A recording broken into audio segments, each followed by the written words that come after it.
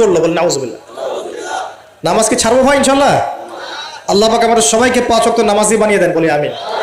এবং রমজান মাস আসার আগেই নামাজের স্পিড আবার ধরতে হবে, পারবো ইনশাল্লাহ? আল্লাহ আমাদের সবাইকে কবুল করুন, বলি আমিন। এবং রমজান মাসে সুস্থতার সাথে রোজা রাখার তৌফিক দান করুন। রমজানের শব্দটা যখন এসেই গেল, তো আর দুটো কথা বলি। রমজান মাসের সবচেয়ে বড় বৈশিষ্ট্য হচ্ছে এই মাসে আল্লাহ পাক কোরআন নাজিল করেছেন। কি করেছেন? এখন সারা বিশ্ব জুড়ে একটা ইস্যু চলছে না, কোরআন ইস্যু, কোরআন পুড়িয়ে দেয় ইস্যু, মনে আছে? যে কোরআন পুড়িয়ে দিয়েছে, আমার দৃষ্টিতে তার চেয়ে বড় অধম সেই ব্যক্তি যে মুসলিম পরিবারে জন্মগ্রহণ করেও কোরআন তেলাওয়াত করা শেখে নাই। হয়তো আমার কথা বুঝতে পারছেন না।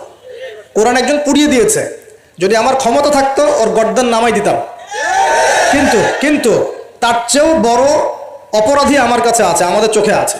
কে? যে মুসলিম পরিবারে 20-30-40 বছর থেকে আছে, মুসলিম সমাজে, মুসলিম পরিবারে নামাজে যায়, ইমামদেরকে চেনে, আলেমদের সাথে সম্পর্ক আছে, এরপরেও সে কোরআন তেলাওয়াত করতে পারে না। এ বড় অপরাধী আমার কাছে। কে বড় অপরাধী? এটা লজ্জার না? একটা মুসলিম পরিবারের থেকে আমি কোরআন তেলাওয়াত করতে জানবো না, লজ্জার না? নাকি আপনারা সেই সব শায়েখ হতে যাচ্ছেন যে কোরআন তেলাওয়াতও করতে জানে না, বাহাসের জন্য ডাকে মানুষকে? দেখেন নাই এরকম আছে না? মনে হয় যেভাবে ইসলাম পালন করা যাবে। ইসলামের জ্ঞান অর্জনের প্রথম ধাপটাই হচ্ছে বিশুদ্ধ করে কোরআন তেলাওয়াত করা শিখা। প্রথম ধাপ কি? আগে বিশুদ্ধ করে কোরআন তেলাওয়াত করা শিখতে হবে, এরপরে আসবে কোরআন হিফসের ব্যাপার, আরবি ব্যাকরণ শেখার ব্যাপার, কোরআনের তাফসীর করার ব্যাপার, হাদিসের ইবারত পড়ার যোগ্যতা অর্জন করা, আস্তে আস্তে আকীদা পড়বে, উসুলের বই পড়বে, ফিকহের বই পড়বে, তারপর এই যে আপনার কুতুবে সিত্তা পড়ে শেষ করবে, তারপরে গিয়ে সে মাশাআল্লাহ একজন দাঈয়া, আলেম, মুফতি এগুলো হচ্ছে, আলহামদুলিল্লাহ। তো শুরুটা কোত্থেকে হচ্ছে? শুরুটা কোত্থেকে? কোরআন বিশুদ্ধ করে তেলাওয়াত করা। তো এই শুরুটাই যদি আমাদের ঠিক না হয়, তাহলে কি কোরআন ঘরে রেখে খালি চুমু খেলে হবে? কোরআন কি খালি চুমু খাওয়ার জন্যে? কোরআন থেকে তাবিজ লেখার জন্যে? কোরআন বাবা মারা গেলে কোরআন তেলাওয়াত করবো এই জন্যে? 40-60 দিন কোরআন তেলাওয়াত করবো এই জন্যে? কেউ মারা গেল, ব্যাস আমরা কোরআন দিয়ে একটা মাহফিল করে দিলাম, ব্যাস সব হয়ে গেল? আস্তাগফিরুল্লাহ। আল্লাহ পাক আমাদের সবাইকে যেন কোরআন তেলাওয়াত শেখার তৌফিক দান করেন। একটা চ্যালেঞ্জ গ্রহণ করেন যে আমি নিজে কোরআন তেলাওয়াত করা শিখবো, আরো 10 জনকে শিখাবো ইনশাআল্লাহ। পারা যাবে না? যদি এই একজন প্রত্যেকে যদি নিজে শিখি, আর প্রত্যেকে যদি 10 জন করে শিখাতে পারি, শোনেন, প্রত্যেকে যদি নিজে শিখি এবং নিজ নিজ পরিবার বা নিজের আমার আন্ডারে যারা আছে, মনে করেন আপনি একজন একটা গার্মেন্টসের মালিক, আপনার আন্ডারে অনেক মানুষ চাকরি করে না? নিজে নামাজ পড়লেন, নিজে কোরআন তেলাওয়াত করা শিখলেন, আপনি যদি তাদেরকে নৈশকালীন কোরআন শেখান, সবার নেকি আপনি পাচ্ছেন না? আপনার পরিবার আছে, পরিবারে আপনি নামাজ পড়েন, এখন আপনি কোরআন তেলাওয়াত করতে জানেন, এখন আপনার মা, বোন, স্ত্রী, সন্তানদেরকে আপনি শেখালেন, এই পুরো পরিবারটা কোরআনওয়ালা হলো না? একটা সমাজের দায়িত্বশীল আমি। হ্যাঁ, চেয়ারম্যান সাহেব মনে করেন বললেন যে আমি নামাজ পড়ি, আমি কোরআন তেলাওয়াত করতে জানি, আমি এলাকার সব মানুষকে কোরআন তেলাওয়াত করা শেখাবো ইনশাআল্লাহ। পারা যাবে না? এভাবে যদি সবাই দায়িত্ব নেই, আমার বিশ্বাস 10 বছরের মধ্যে বাংলাদেশের 16 কোটি মানুষের কোরআন শেখানো যাবে ইনশাআল্লাহ।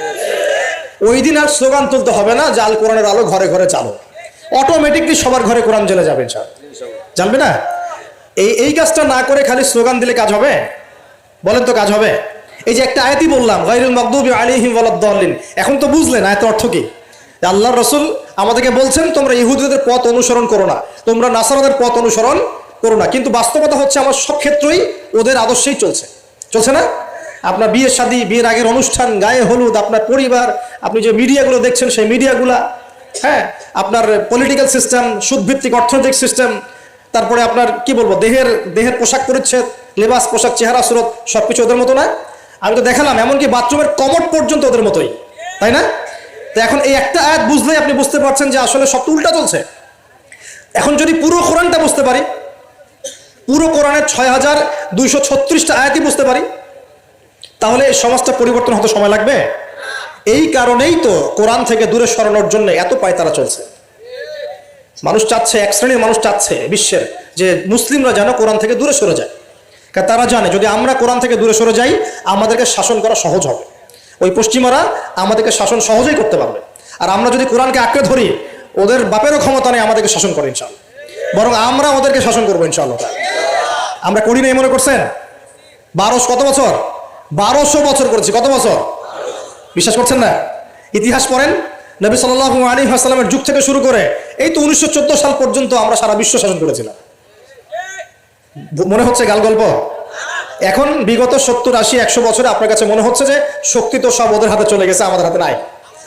ইনশাআল্লাহ তাআলা আবার ফিরে আসবে ইনশাআল্লাহ। তবে ওই যে বললাম এমনি এমনি আসবে মান্না সালোয়ার মতো, নাকি আমাদের কিছু দায়িত্ব আছে ভাই? এই যে প্রথম এক ভাই বলেছিল না কি করতে হবে, এখন শোনেন কি করতে হবে। 1 নাম্বার, আমাদের সবাইকে তওবা করে ফিরে আসতে হবে। কি করতে হবে? সূরা নূর পড়ছিলাম আসার সময়, আল্লাহ পাক বলেছেন তুবু ইলাল্লাহি জামিআন আইয়ুহাল মুমিনুন লাআল্লাকুম তুফলিহুন। তোমরা সবাই একসাথে, হে মুমিনগণ তোমরা সবাই একসাথে আল্লাহর কাছে তওবা করো যাতে তোমরা সফল হতে পারো।